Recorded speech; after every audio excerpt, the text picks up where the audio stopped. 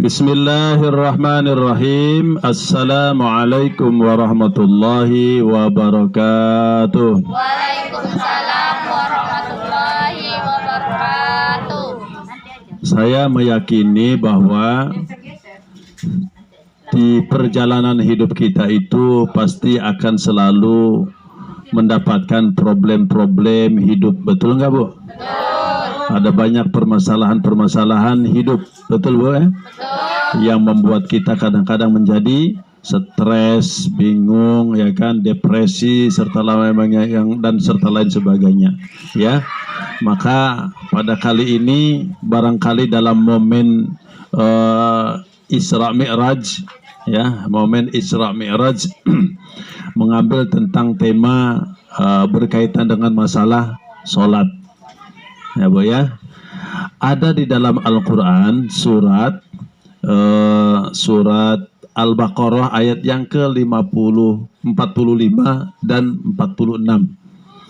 Ini yang punya HP ada aplikasi Al-Qur'annya boleh buka surat Al-Baqarah ayat 45 dan 46. Allah Subhanahu wa taala di situ menyampaikan dan berfirman, A'udzu billahi minasyaitonir rajim. Bismillahirrahmanirrahim. Wasta'inu bis-sabri was-shalah.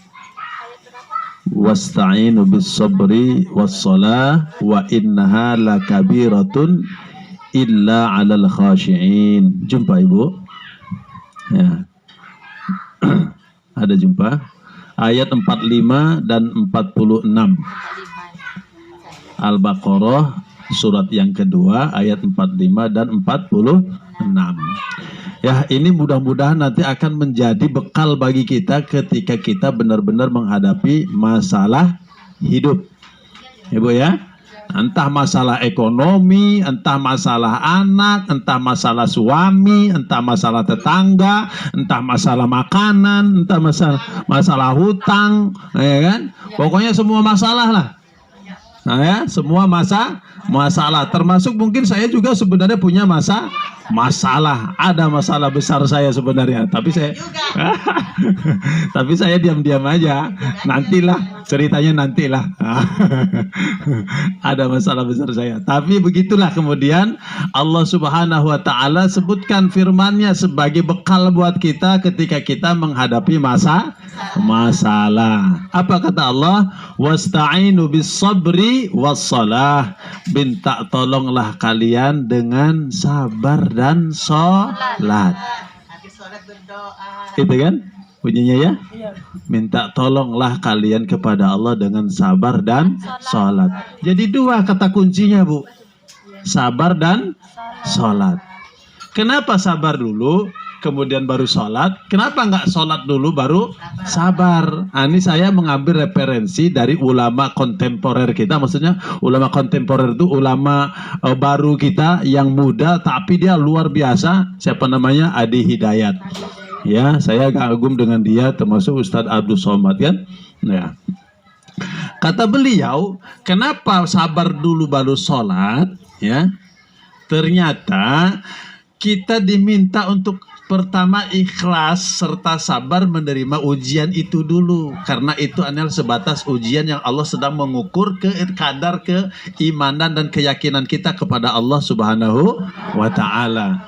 Memang terasa berat ketika kita diberikan ujian. Nah, apalagi udah kalau udah ujian masalah sakit lah, masalah ekonomi lah, masalah banyak lah, hutang lagi bertumpuk semua.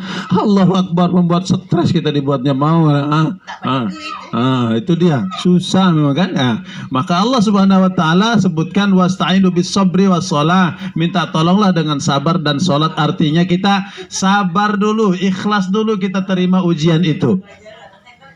Ya, Bu, ya, kita terima dulu dengan ikhlas, dengan sabar ujian itu. Sebagaimana para nabi-nabi terdahulu, para ulama-ulama terdahulu, memang mereka benar-benar ikhlas dan sabar menerima ujian itu. Tapi bukan berarti tanpa ada ikhtiar dan usaha.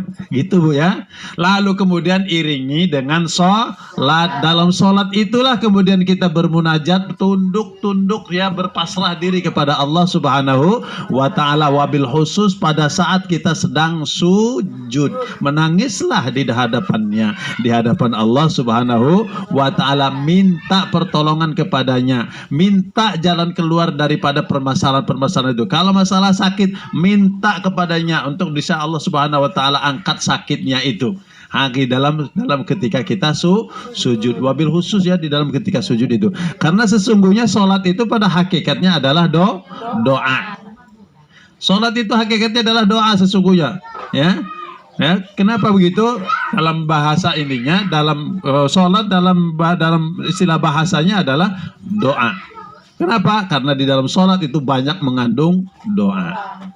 Ya, maka kita ketika kita menghadapi masalah, memang itu dulu kuncinya, dua itu dulu.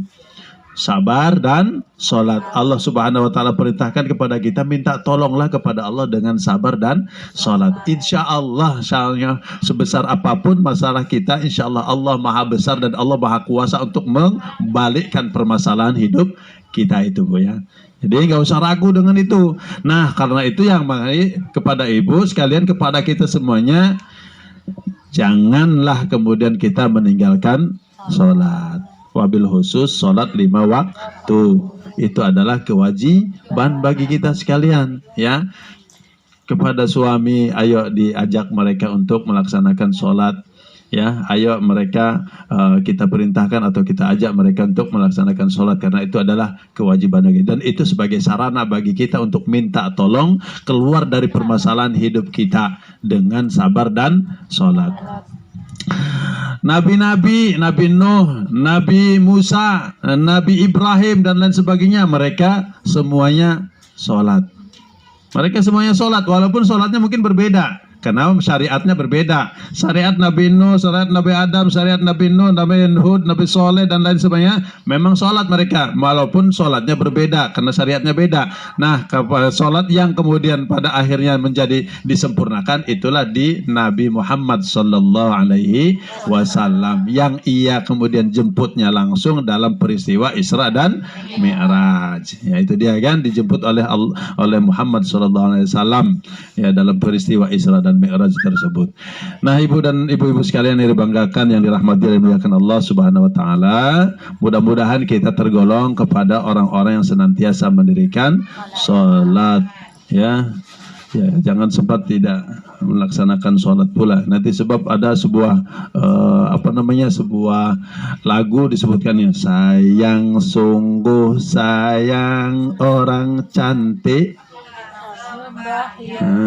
Sayang sungguh sayang orang cantik tak sembahyang. Siti Fatimah cantik, dia tetap sembahyang.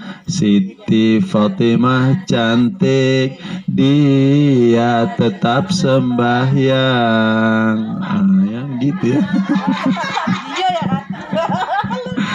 Oke, baik, itu aja materi pertama yang dapat disampaikan. Mudah-mudahan ada manfaatnya. Wassalamualaikum warahmatullahi wabarakatuh. Waalaikumsalam warahmatullahi wabarakatuh. Materi kedua akan disampaikan oleh Ustadz Iqbal. Baik.